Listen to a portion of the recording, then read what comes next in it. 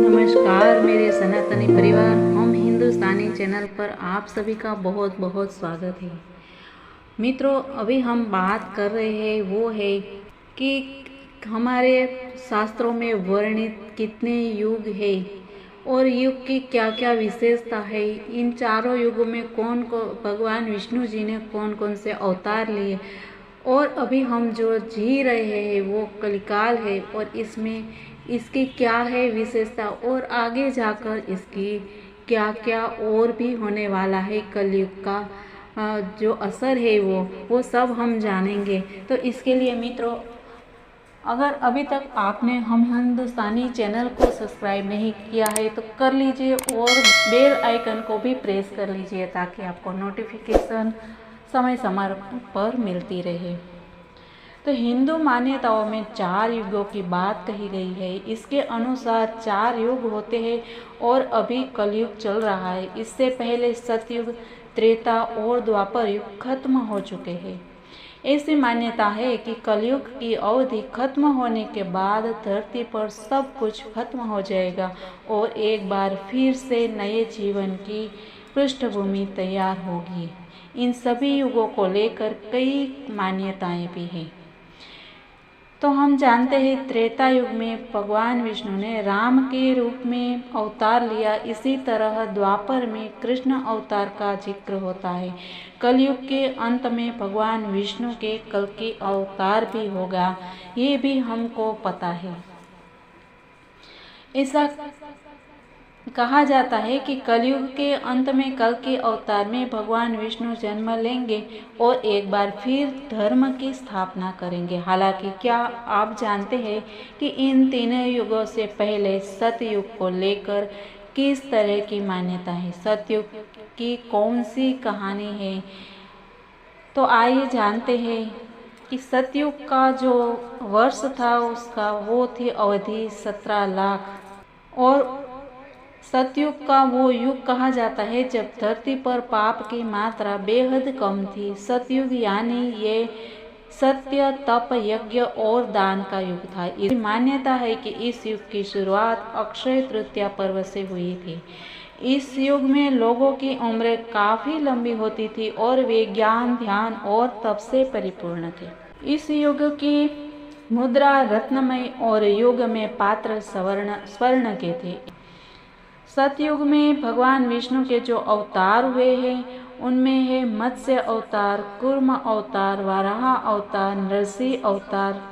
भगवान विष्णु ने जो ये अवतार लिए वे शंखासुर के वध और वेदों के उद्धार सहित पृथ्वी का भार हरण, हिरण्यकश्यप के वध और भक्त प्रहलाद को मुश्किलों से बचाने के लिए हुए थे। भगवान श्री राम के वंशज राजा हरिश्चंद्र भी इसी सतयुग की कहानी है।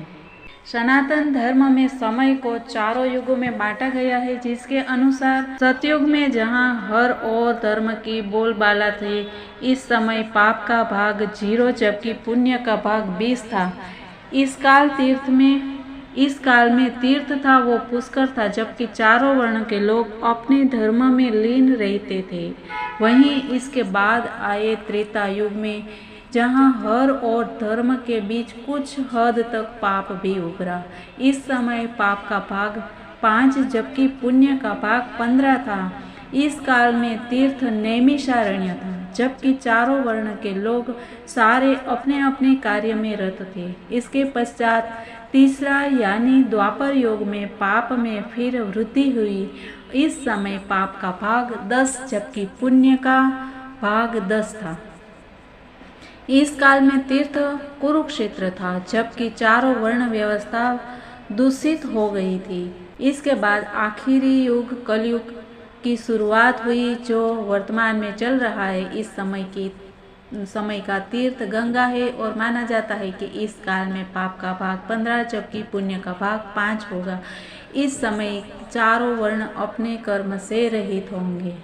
अभी इसके लक्षण क्या है? तो कलयुग के दोष जो है और लोभ ही ओढ़न, लोभ ही डासन, सिस्नो दर पर जमपुर त्रासन, काहू की जो सुन ही बढ़ाई, श्वास ले ही जनु जुड़ी आई।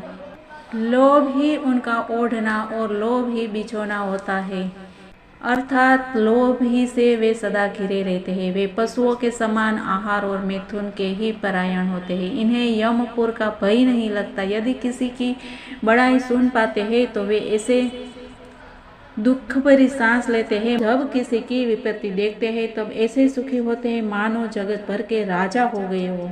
मातु पिता गुरु विप्र न मानहि, आप गए अरु खालहि आनहि, करहि मोह बस द्रोह परावा, संत संग हरि कथा न पावा।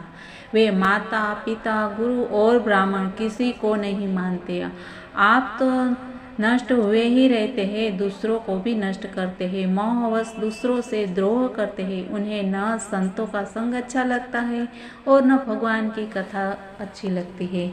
कलयुग के वर्णन का चित्र है कि इस समय दोष और उनके प्रभाव आदमी को यातना देते रहेंगे। इस समय केवल मात्र साधन है जो सर्वत्र शांति प्रदान कर सकता है। नाम लेते भाव सिंधु सुखाई, स्वजन विचार करहु मन माही, कलयुग केवल नाम आधारा, सुमिर सुमिर नर उतरे पारा। सीता राम की शरण में चलो, मन महामंत्र जय जपत महेशु, भयानक से भयानक यातना संकट प्रभु नाम से क्षण भर में समाप्त हो जाते हैं। एक बार इन मंत्रों का प्रयोग अवश्य करें।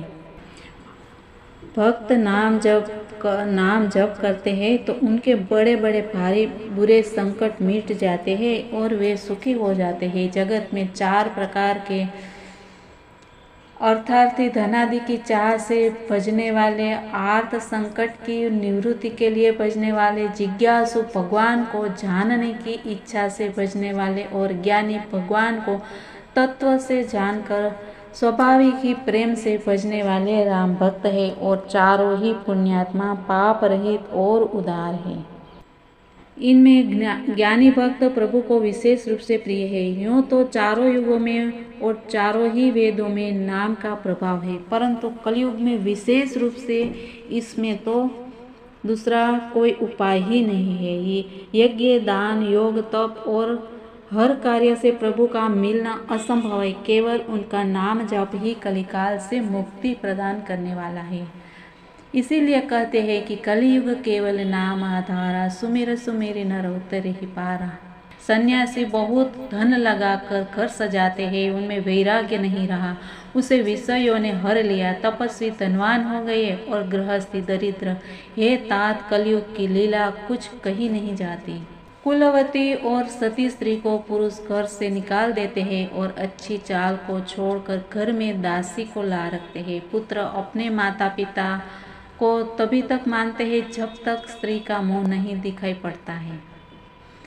जब से ससुराल प्यारी लगने लगे तब से कुटुंबी शत्रु रूप हो गए। राजा लोग पाप परायण हो गए, उनमें धर्म नहीं रहा। वे धनी लोग मलिन होने पर भी कुलीन माने जाते हैं। द्विज का चिन्ह जनेऊ मात्र रह गया और नंगे बदन रहना तपस्वी का। जो वेदों और पुराणों को नहीं मानते, कलयुग में वे ही हरिभक्त और सच्चे संत कहलाते हैं। गुण में दोष लगाने वाले बहुत है, पर गुणी कोई भी नहीं। कलयुग में बार बार काल पड़ते हैं, अन्न के बिना सब लोग दुखी होकर मरते हैं। हे पक्षीराज गरुड़ जी, सुनिए, कलियुग में कपट हठ दंभ द्वेष पाखंड मान मोह और काम आदि और मद ब्रह्मांड भर में व्याप्त हो गए या तो अभी और हो जाएंगे। मनुष्य जप तप यज्ञ व्रत और दान आदि धर्म तामसी भाव से करने लगे। देवता पृथ्वी पर जल नहीं बरसाते और बोया हुआ अन्न उगता नहीं है। मनुष्य रोगों से पीड़ित है, कहीं न बिना ही कारण अभिमान और विरोध करते हैं। 10-5 वर्ष का थोड़ा सा जीवन है, परंतु घमंड ऐसा है मानो कल्पांत होने पर भी उनका नाश नहीं होगा। कलिकाल ने मनुष्य को बेहाल कर डाला। कोई बहन बेटी का भी विचार नहीं करता है, न संतोष है, न विवेक है और न शीतलता है। जाति कुजाति सभी लोग भीख मांगने वाले हो गए हैं। ईर्षा, कड़वे वचन और लालच भरपूर हो रहे हैं। समता चली गई, सब लोग वियोग और विशेष शोक से मरे पड़े हैं। इंद्रियों का दमन, दान, दया और समझदारी किसी में नहीं रही। मूर्खता और दूसरों को ठगना यह बहुत अधिक बढ़ गया। स्त्री पुरुष सभी शरीर के ही पालन पोषण में लगे रहते हैं। जो पराई निंदा करने वाले हैं, जगत में वे ही फैले हुए हैं। हे सर्पों के शत्रु गरुड़ जी, सुनिए, कली काल पाप और अवगुणों का घर है, किंतु कलयुग में एक गुण भी बड़ा है कि उसमें बिना ही परिश्रम भव बंधन से छुटकारा मिल जाता है। सतयुग, त्रेता और द्वापर में जो गति पूजा, यज्ञ और योग से प्राप्त होती है, वही गति कलयुग में लोग केवल भगवान नाम से पा जाते हैं। ये एक सबसे बड़ा गुण है कलयुग का। सतयुग में जहाँ सब योगी और विज्ञानी होते थे, हरि का ध्यान करके सब प्राणी भव सागर से तर जाते हैं। त्रेता में मनुष्य अनेक प्रकार के यज्ञ करते हैं और सब कर्मों को प्रभु को समर्पण करके भव सागर से पार हो जाते हैं। द्वापर में श्री रघुनाथ जी के चरणों की पूजा करके मनुष्य संसार से तर जाते हैं। दूसरा कोई उपाय नहीं है। और कलयुग में तो केवल श्री हरि की गुण गाथाओं का गान करने से ही मनुष्य भव सागर को पार कर जाता है। कलयुग में न तो योग और यज्ञ है और न ज्ञान है। श्री राम जी का गुणगान ही एकमात्र आधार है। अतएव सारे भरोसे त्याग कर जो श्री राम जी को भजता है और प्रेम सहित उनके गुण समूहों को गाता है, वही भव सागर से तर जाता है। इसमें कुछ भी संदेह नहीं है। नाम का प्रताप कलयुग में प्रत्यक्ष है।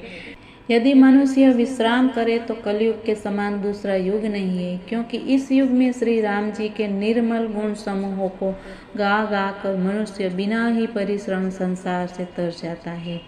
धर्म के 4 चरण सत्य, दया, तप और दान प्रसिद्ध है, जिनमें से कली में एक दान रूपी चरण ही प्रधान है, जिसे किसी भी प्रकार से भी दिए जाने पर दान हमेशा कल्याण ही करता है। इसीलिए कलयुग में अगर हमको पार करना है कलयुग को, तो हमको 2 बात अपनानी चाहिए। एक तो हमें दान करना चाहिए और दूसरा हमें जाप करना चाहिए।